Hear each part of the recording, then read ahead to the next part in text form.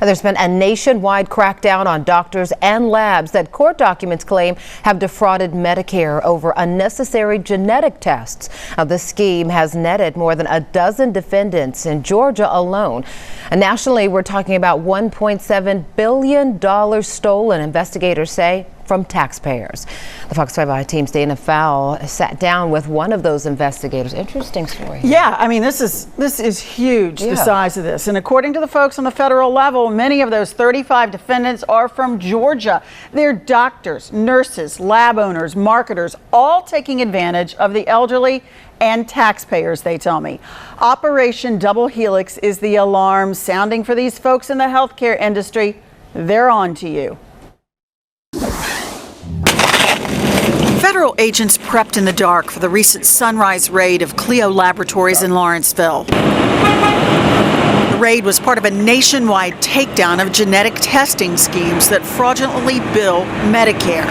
In Georgia, 19 doctors and nurses, labs, and marketers have been federally charged with the scheme. The charges range from conspiracy to commit healthcare fraud to illegal healthcare kickbacks and bribes. Medicare is getting built for billions of dollars for tests that are not needed, not necessary, and or have never been received.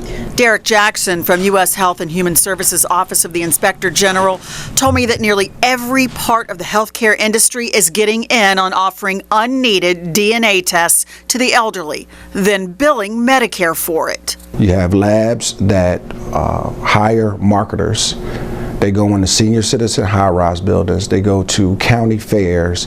They take cheek swabs for genetic testing that beneficiaries have no relationship to the doctors, and Medicare is being billed billions of dollars. The I-Team warned our viewers a few months back about genetic testing fraud when members of this Covington community reported to police something similar. They said people were going door to door offering to test their DNA. He had on scrubs, he had on name tag. He had everything like a professional has. She remembers two men who claimed to be screening for cancer. It's free, they were told. But it's not. These tests can run up to $9,000 a piece, and Medicare and Medicaid get the bill. No charges have been filed in the Covington case, but Special Agent Jackson says the scheme sounds familiar. And in the end, what do people get out of this testing? Jackson says not much. Oftentimes they never see the results, and oftentimes if they do see the results, they don't know how to read them because their primary physician never ordered the test. These tests, these criminal complaints show, are ordered by teledoctors, real physicians who've most likely never met the patient in person. Oftentimes, these companies are dealing with what we call telemedicine doctors who don't know these patients and actually are being paid a kickback.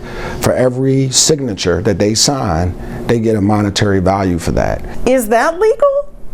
No. Fox 5 I-Team crunched some Health and Human Services data recently on the uptick in cases being billed for these genetic tests.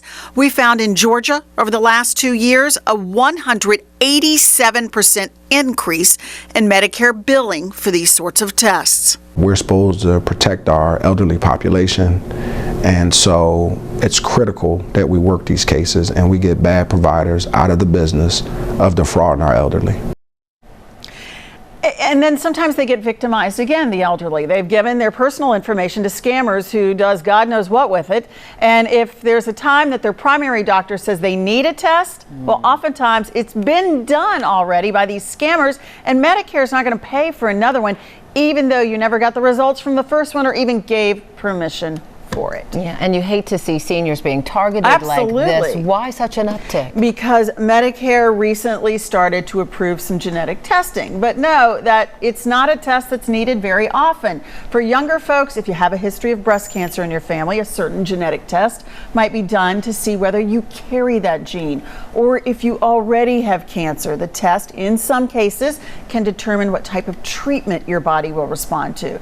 But if you're a 75-year-old man or woman, you don't have cancer, the likelihood of your doc ordering a test at this stage in your life is very unlikely. Good information, good warning, Dana. Pick up the phone and call your own doctor first. Yeah, absolutely. Thanks, Dana.